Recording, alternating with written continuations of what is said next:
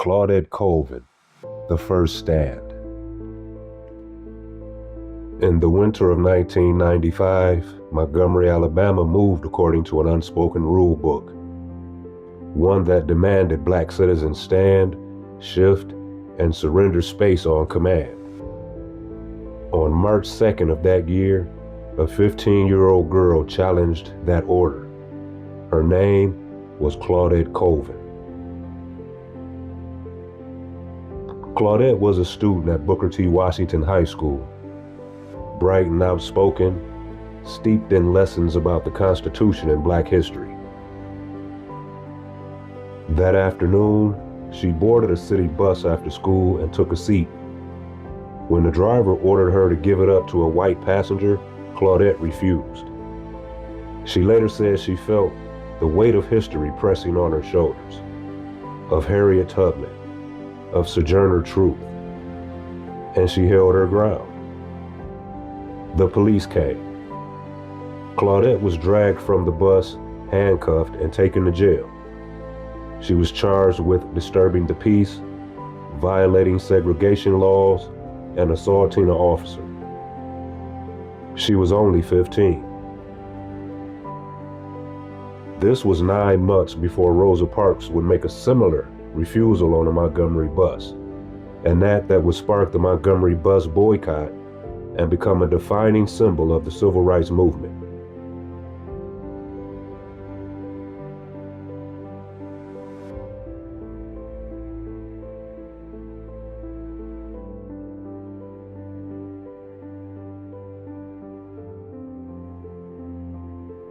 But Claudette Colvin was the first. Why, then, is her name less known?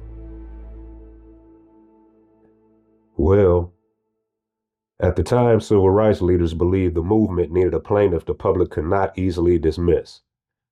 Claudette was young. She was outspoken. And soon after her arrest, she became pregnant. In a nation and a movement wary of respectability politics, leaders feared her story would be used to undermine the cause. Yet Claudette did not disappear from history. In 1956, she became one of 4 plaintiffs in Browder versus Gale, the federal case that declared bus segregation unconstitutional in Montgomery.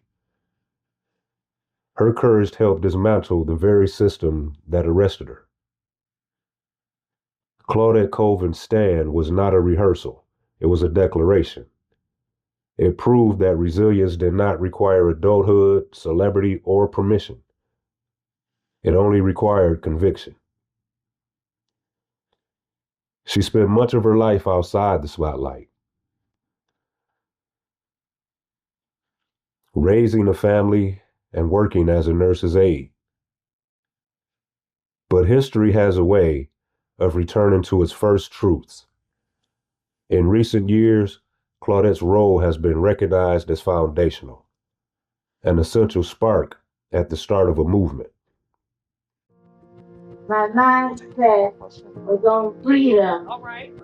And my mindset was on the heroes, the women, especially the women. Sojourner Truth and Harriet Tubman. All right. So I was not going to lose that day. More than 60 years after Claudette Colvin was arrested in Montgomery, Alabama, the state cleared her name. To Ms. Colvin and to her family, I'm honored to be here as we try to do our part to correct the record. Her actions back in March of 1955 were conscientious, not criminal. Inspired, not illegal. Claudette Colvin stood when standing was forbidden, and she stayed seated when the law demanded she move. Her courage came before the cameras, before the headlines, before the world was ready. And because of that, the world changed. When it comes to Claudette Colvin, this is not a footnote. This is where the stand began.